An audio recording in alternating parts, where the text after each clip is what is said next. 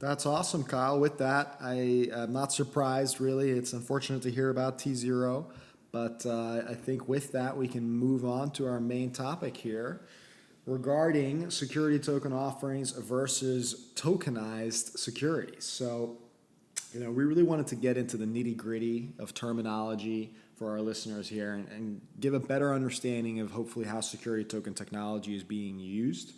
The industry is largely being driven by the concept of security token offerings and then also the concept of tokenizing existing asset classes. So many look at security token offerings sort of as an evolution of equity crowdfunding or more generally a better way to do fundraising. Whereas tokenization is seen as making traditional analog assets digital, not necessarily with the intention of fundraising behind them. So at its core, what we're really talking about is the digital transformation of both fundraising as well as separately asset management.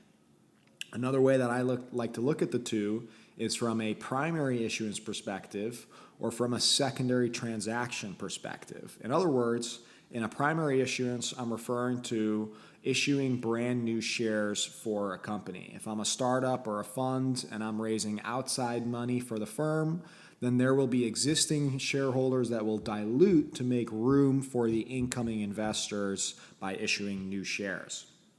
If instead the company is selling existing issued shares to a buyer in a secondary transaction, that means they are avoiding dilution because the primary issuance of the shares already occurred and they are now doing a sale.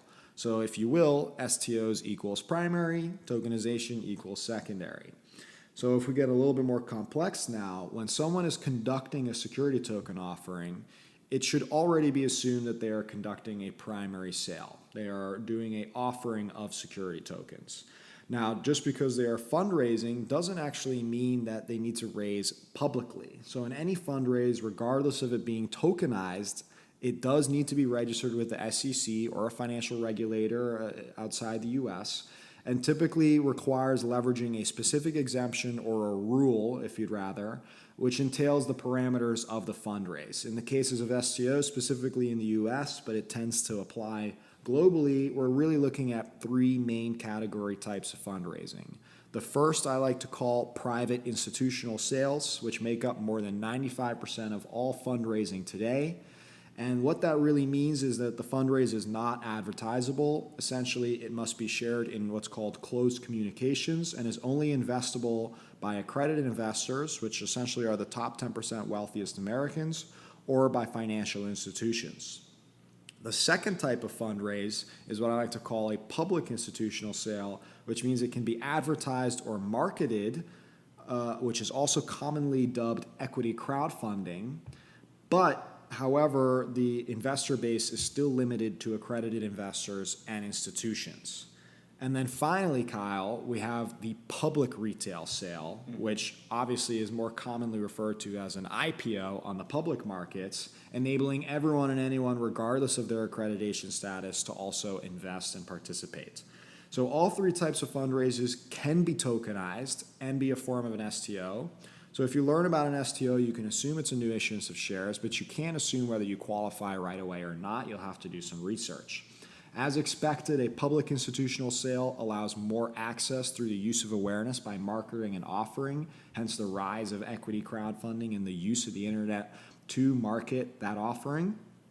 But of course, in a private institutional sale, the issuer will have to rely on their own investor network, most commonly looked at as venture capitalists and angels, or by working with a broker-dealer, which is a regulated firm by the SEC that is enabled to help fundraising efforts on behalf of others. Right. Okay, cool. So let's dig into that a little bit. Let's break that down. So we've got three main category types for fundraising. You've got private institutional sales, which you detailed very well, which is most of the fundraising process. And that pretty much is just done behind closed doors. You can't market, you can't advertise it. It's something that's supposed to be very private. Maybe there's NDAs involved, maybe there's other pieces as well. And that's maybe mostly the traditional It's fundraise the process, way right? everything is done mostly, and it was done entirely up until 2012, Okay. where the law changed, enabling these public institutional sales, if you like, where So, you can okay. equity crowdfund. Yeah. So they enabled equity crowdfunding. And essentially what that means is really it's the same exact process, except you're allowed to advertise and market it to anybody as long as you make sure that the only people actually giving you money are the ones that are qualified to do so. Perfectly said.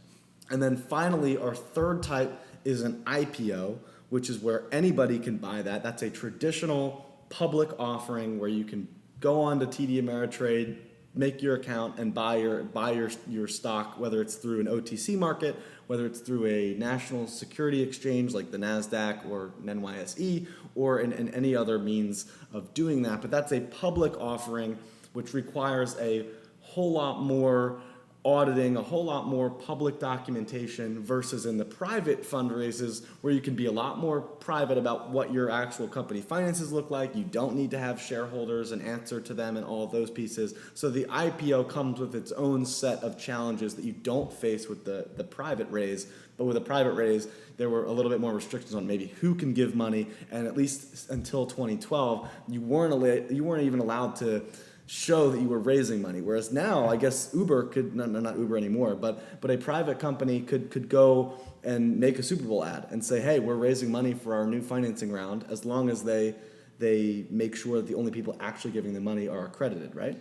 Yep, that's, not to get too complicated in the different fundraising exemptions, but that is in a nutshell Right. what we're talking about here. Okay, cool. Ultimately, what you're referring to, Kyle, is picking the rule which enables you to fundraise. And all of that has nothing to do with tokenization. It just simply determines who you are allowed to fundraise from and in what capacity. Great. Okay, so we got that. And some examples, we've seen some of these public retail sales, if you will, these IPOs as well. We saw the Merge IPO, which was a global public retail IPO that people could participate in. And of course, we've seen the news about INX, which is attempting to be the first tokenized IPO for US public markets, which hopefully we'll learn more information on about later next month. Okay. And so let's get in, the other side of it. We've covered the fundraising, and as you have just acknowledged, fundraising really has already been structured. There are regulations to follow, and the tokenization component really is more of a after the fact. The STO is simply hinting and implying to investors that what they're going to receive is a tokenized digital instrument that they will be using for asset management purposes. And so let's kind of move into that world. When we're still, when we're talking about tokenization in regards to the technology, we're really talking about the use of it for its asset management purposes, which could be most commonly referred to regarding the asset transferability, the ownership transferability, aka the liquidity of the asset, but can also be a lot of other value adds that we'll get into. So let's kind of give an example now of a tokenization versus an STO. Mm-hmm. And in this case, I think the most popular example is real estate.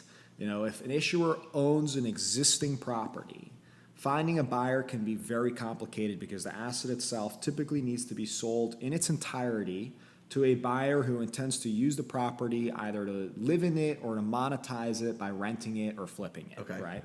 And so by tokenizing the property, now the issuer can sell their property digitally to owners who don't need to necessarily use the property, and it can be sold in fractions. And as a result, creating potentially more buyers due to a lower minimum purchase requirement, as well as more people being interested into the possible opportunity to invest than just, say, the local area who is aware of that real estate market. Mm-hmm. Now, depending on the type of security being tokenized for a secondary sale, it may be available to sell to other accredited investors or institutions, or alternatively may be traded to anyone because it's either publicly registered or is traded under 144A exemption, or it is seen as a traditional asset that doesn't necessarily have securities rules associated to it. And let's just throw in there the clarifying that the 144A exemption is the exemption that we saw used by T0 that allows retail investors to buy and sell a That's private right. security. You So, got it. Yep. okay, great. And we do not normally see that exemption be used traditionally in private markets, but we expect that as a result of this tokenization concept, we expect this exemption to be used a lot more to enable more retail investors access to a private security. But all in all, what we're really getting at, I think, to take away from this is that there are going to be multiple types of secondary markets, marketplaces, exchanges, and the like for the different types of eligible audiences.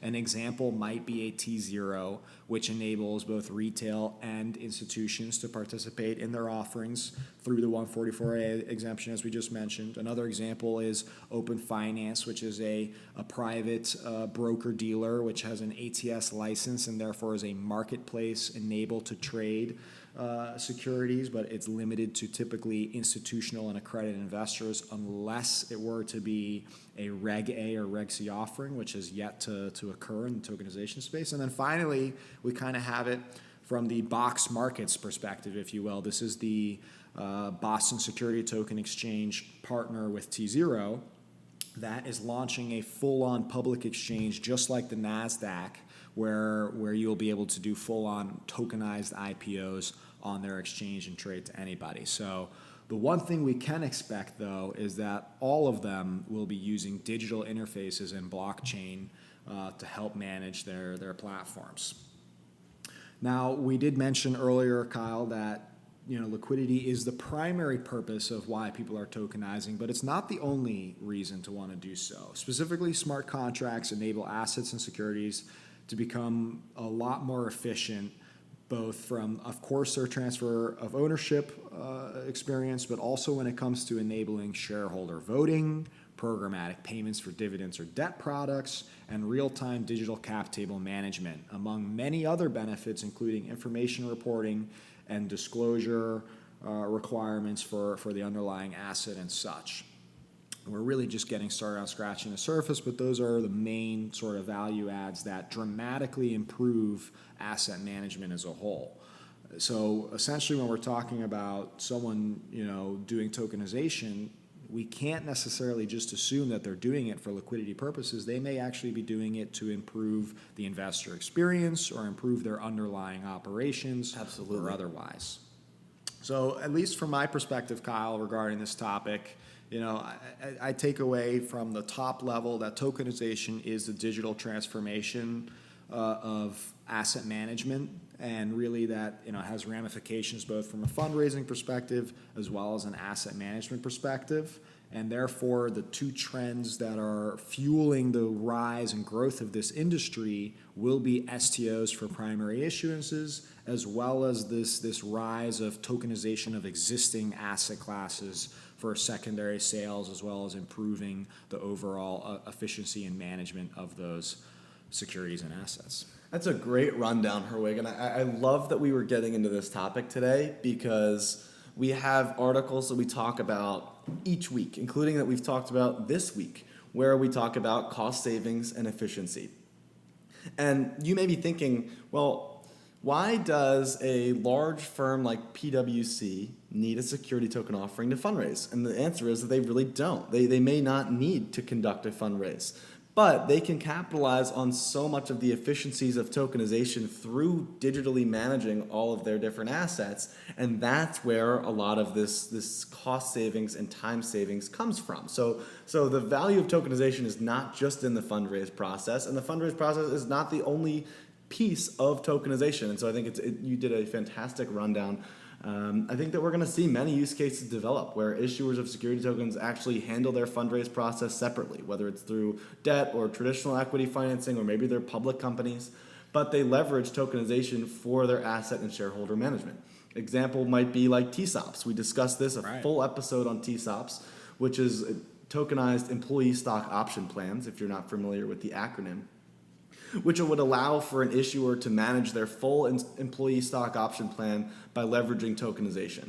And it's a fantastic use case that involves no financing at all. And we discussed it in much more detail in episode 22. So if you're interested in hearing more about how that would work, or it was stemming from the news that Fidelity Labs, which is a branch of Fidelity, was exploring how they could leverage this opportunity for their employees. So it was very relevant. It still is very relevant. If you want to hear, definitely check that out. But cap table management is super useful from a technological perspective because it enables liquidity for its shareholders in the same way.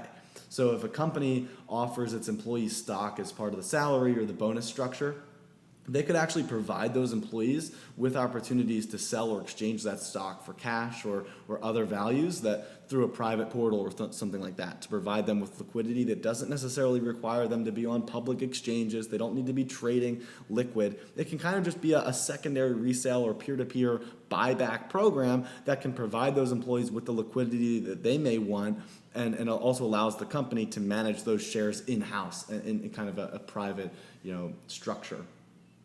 And so for many companies that do prefer to stay privately owned, the equity is incredibly valuable, and managing that is often done in spreadsheets and manual processes that can be improved tenfold, exponentially even, leveraging this process. So tokenization is fantastic. Security token offerings are great too. It's an awesome, I think, example of one of the ways that tokenization is incredibly valuable. And hope you learned a little bit about that in today's episode. But I think that's all that we got for Security Token Show, episode 28.